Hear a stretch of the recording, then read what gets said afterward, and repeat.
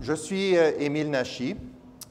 Je suis médecin et chercheur dans le domaine d'auto-immunité. Et je travaille à l'Hôpital général de Montréal. Je vois des patients dans la clinique d'auto-immunité.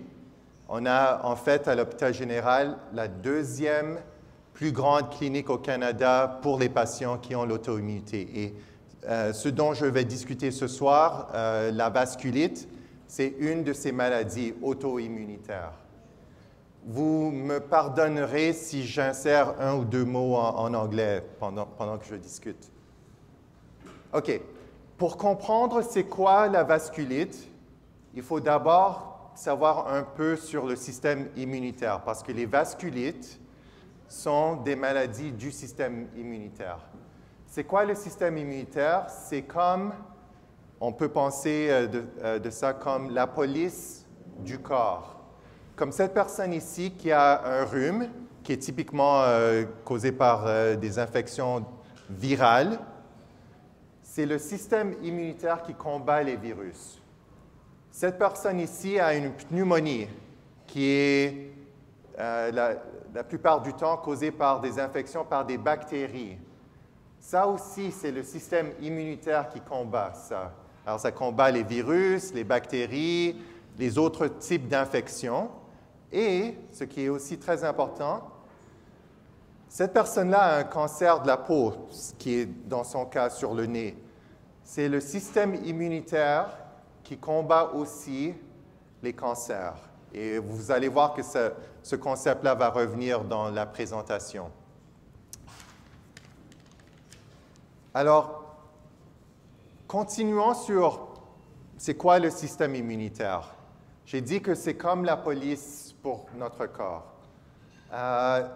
Il faut savoir qu'est-ce que le système immunitaire est supposé faire. Comme j'ai dit, ça s'attaque aux choses... Oh, excusez-moi. OK. Pardon. Je vous ai dit que ça doit faire deux choses. Ça doit nous protéger contre les infections et ça doit combattre les cancers. Mais il y a des choses très importantes que le système immunitaire ne doit pas faire. Et je vous donne une liste ici. Le système immunitaire ne doit pas s'attaquer à des choses, même s'ils sont étrangères, qui ne sont pas dangereuses. Je vais vous donner des exemples. Les gens qui ont des allergies, il y en a beaucoup. Typiquement, il y a 20% de la population en Amérique du Nord qui a des allergies. Alors, je suis sûr qu'il y a des gens ici qui ont des allergies. Les allergies sont quand notre système immunitaire décide que quelque chose dans l'environnement qui n'est pas dangereux est en fait quelque chose à laquelle on doit répondre, comme les pollens d'arbres, les pollens de gazon, les poils de chat.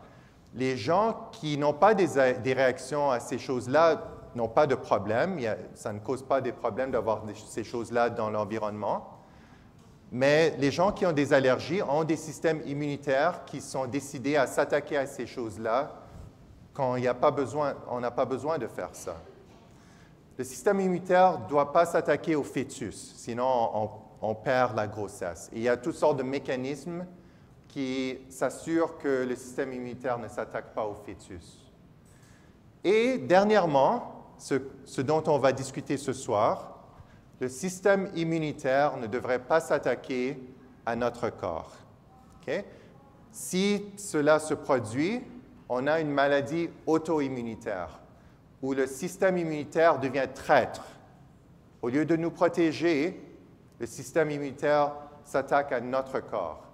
Et ça peut se manifester en toutes sortes de maladies. Aujourd'hui, on va parler de la maladie auto-immunitaire où le système immunitaire s'attaque plus aux vaisseaux sanguins. Ça, c'est la vasculite, l'inflammation dans les vaisseaux. Je vous montre ici des cellules importantes du système immunitaire.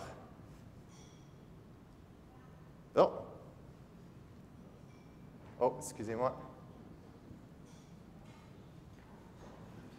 Juste pour recommencer. Ah, OK.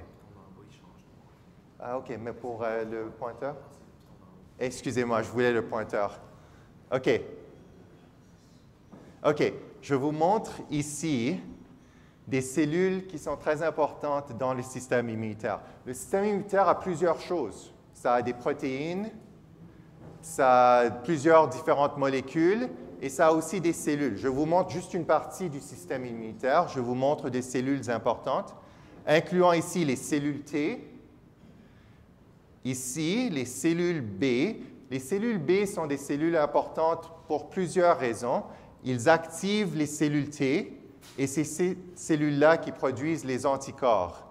Quand je vous donne un vaccin, on développe des anticorps qui vont nous protéger dans le futur contre cette infection-là. Ce sont les cellules B qui produisent tous les anticorps que nous avons.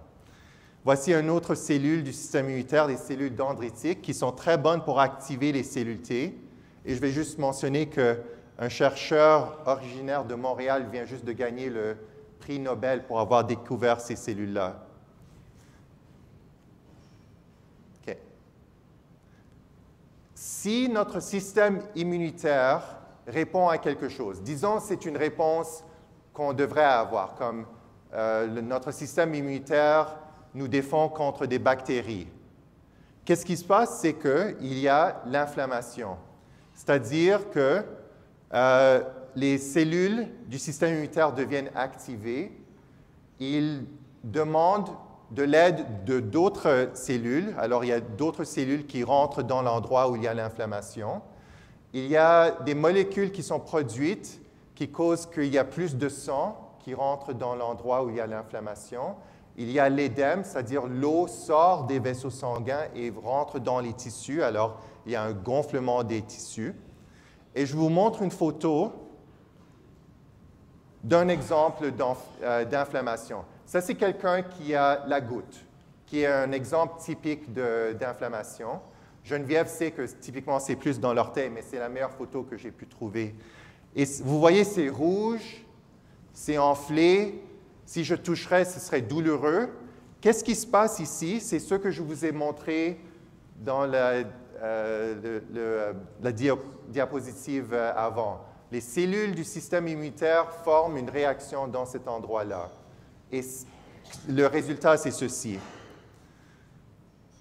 OK?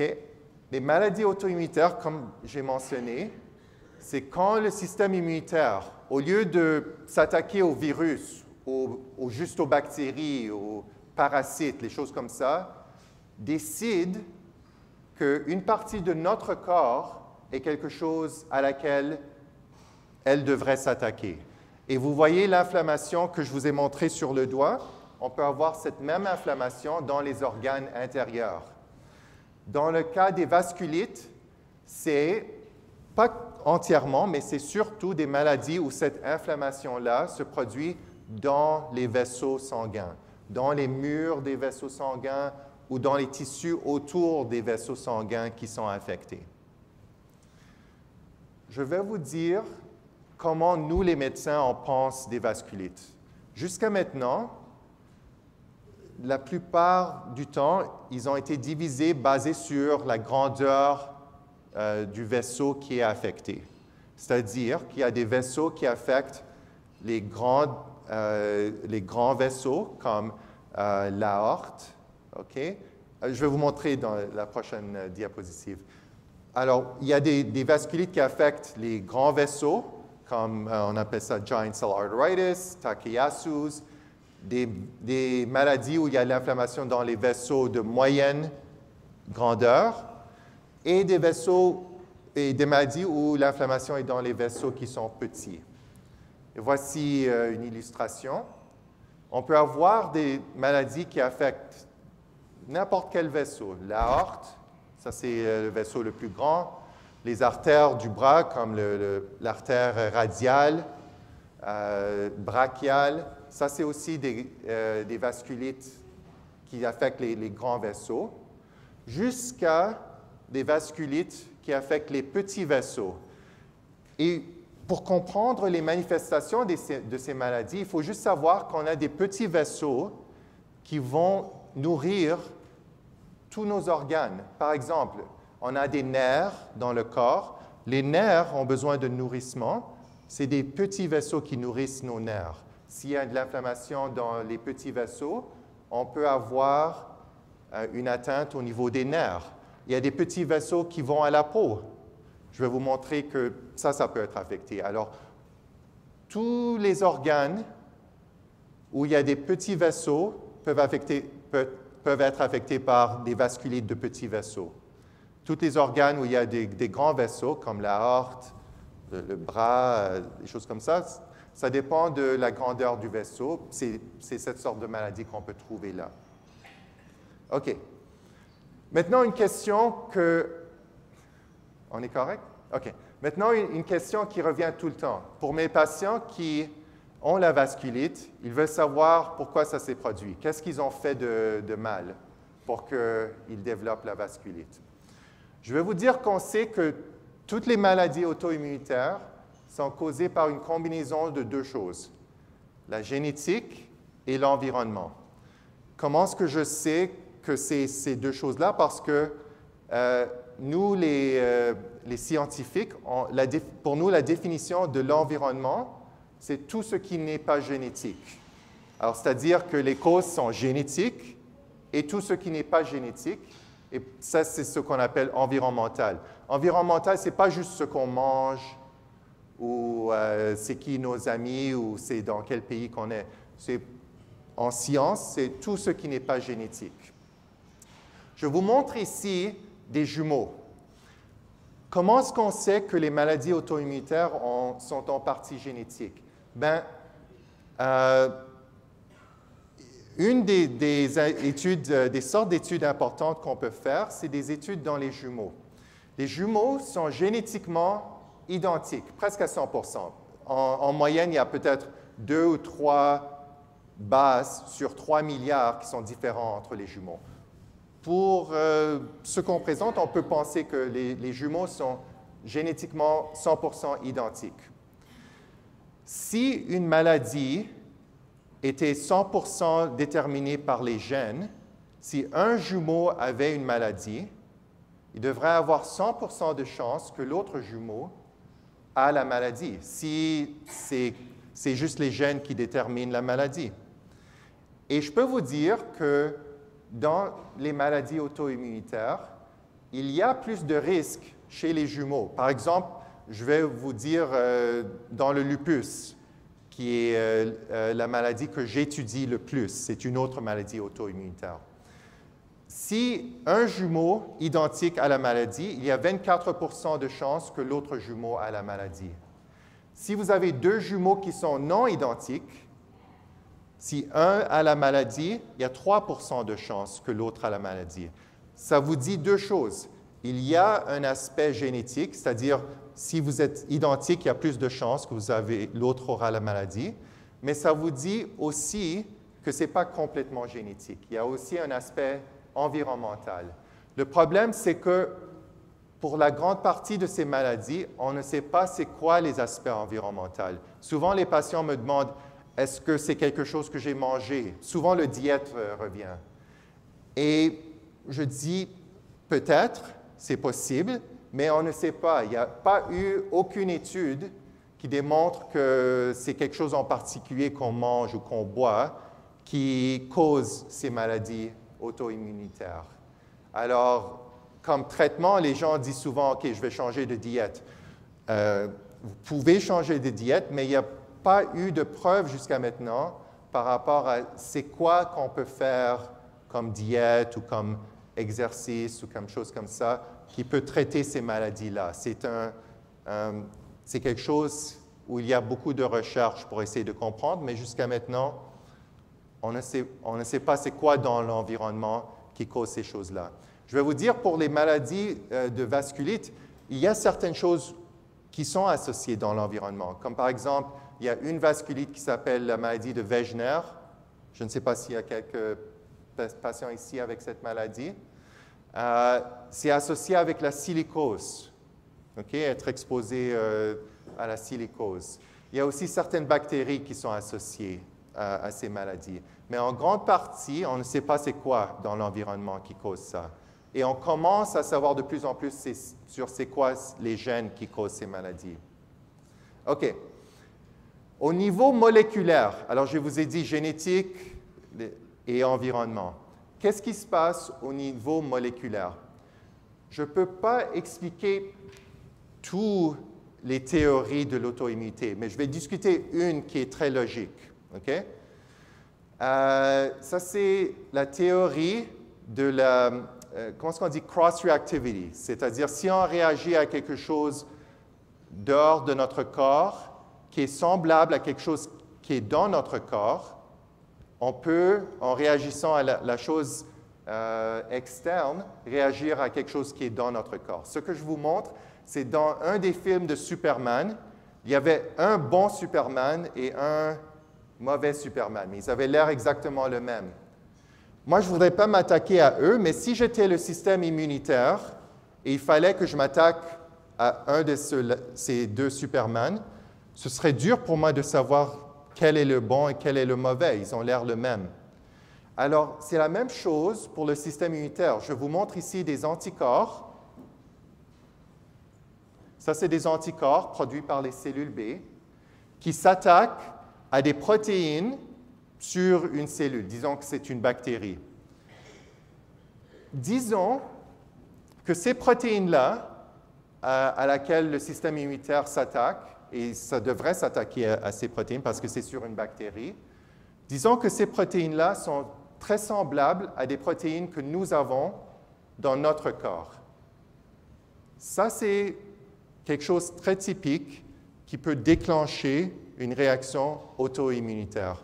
On a plusieurs mécanismes qui font en sorte que ça ne devrait pas se produire, c'est-à-dire qu'on a des cellules qui protègent nos organes à nous, on a un processus qui élimine les cellules qui réagissent contre les choses que nous avons. Alors, idéalement, même si ça c'est sur une bactérie, on ne devrait pas réagir contre ça, on devrait réagir contre d'autres protéines qui n'ont pas un homologue semblable dans notre corps. Okay? Mais ça, c'est une des théories très importantes de l'auto-immunité, celle où l'auto-immunité est déclenchée par une protéine dans un virus ou dans une bactérie qui est très semblable à une protéine dans notre corps. OK. Les maladies de vasculite sont assez rares.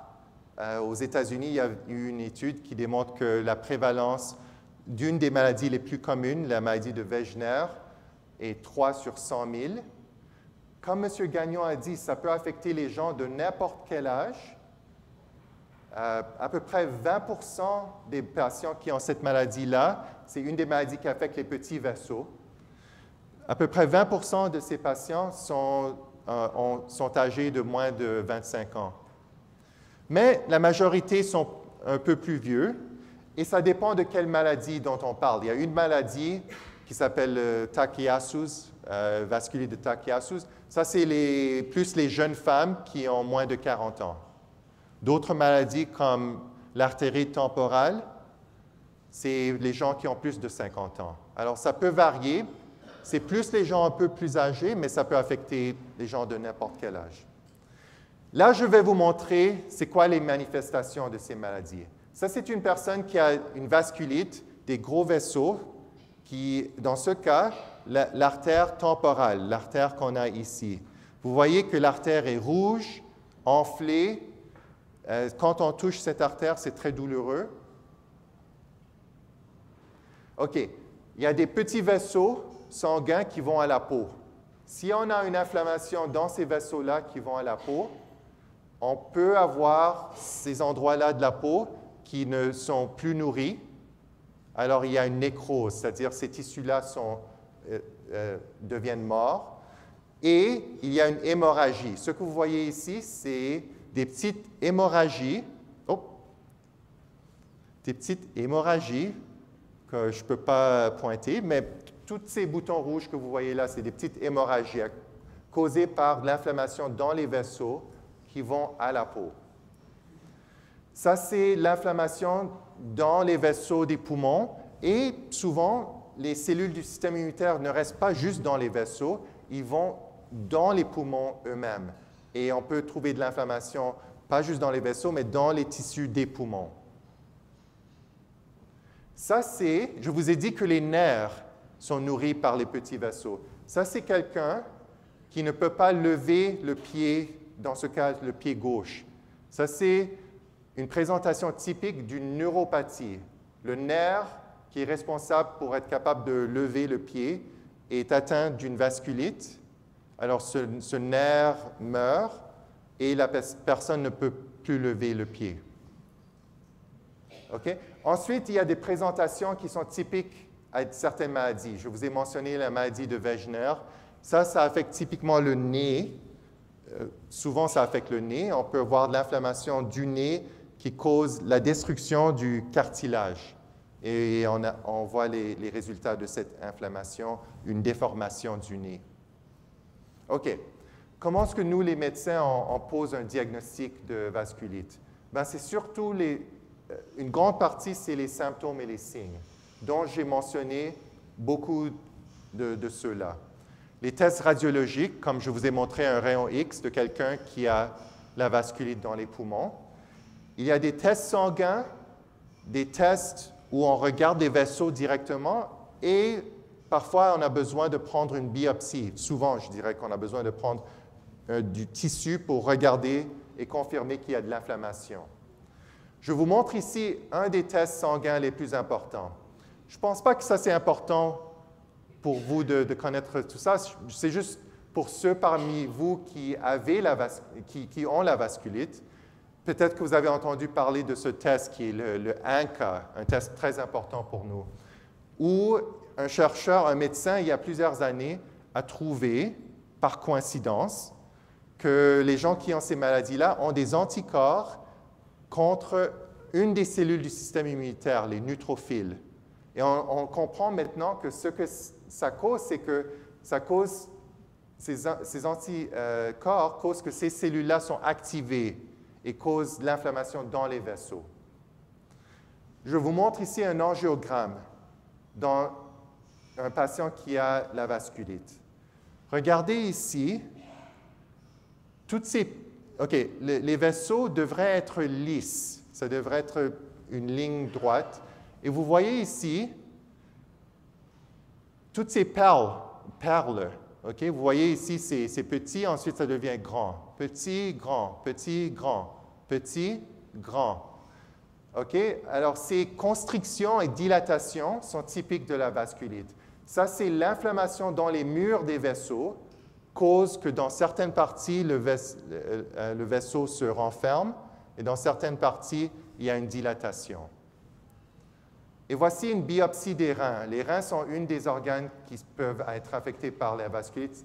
Ça, c'est une des manifestations les plus importantes. On prend une biopsie des reins, on regarde sous le microscope et on voit beaucoup d'inflammation qui est surtout autour des vaisseaux.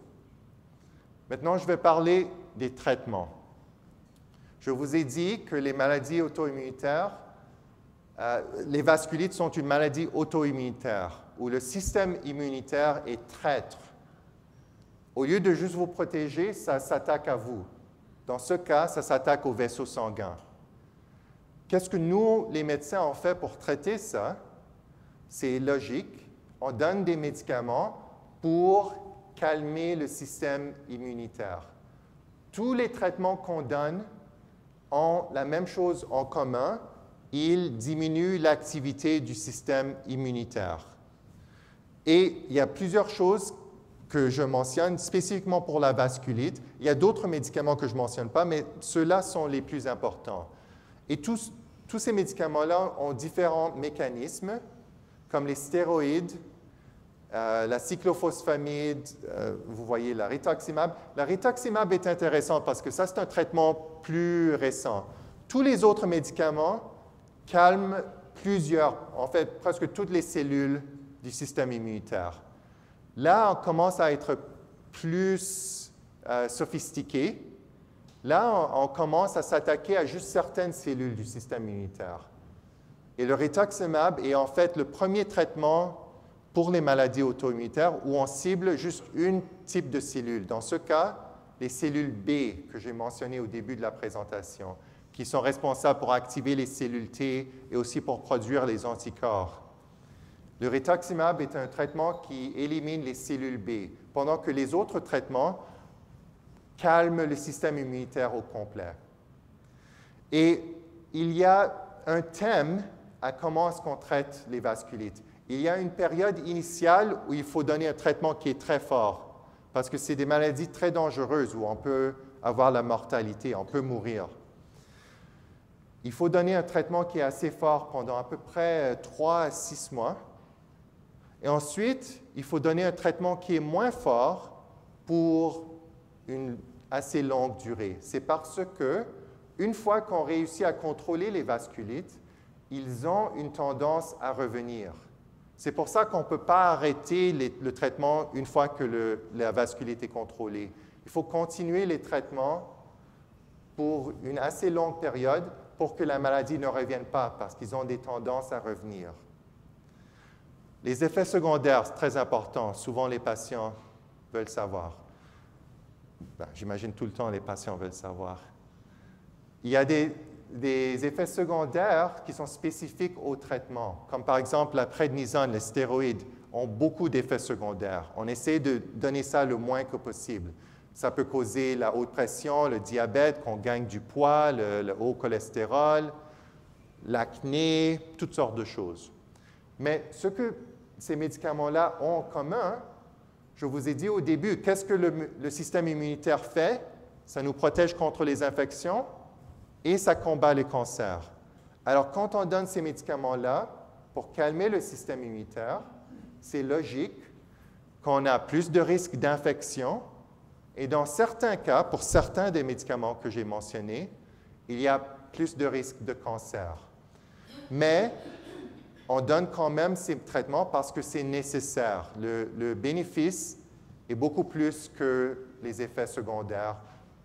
C'est important de traiter ces maladies-là avec des médicaments assez forts pour calmer le système immunitaire parce que ce sont des maladies très dangereuses qui, si on ne les traite pas, mènent souvent à la mortalité. J'espère que j'ai laissé du temps pour des questions. Oui? OK. C'est tout pour ma présentation.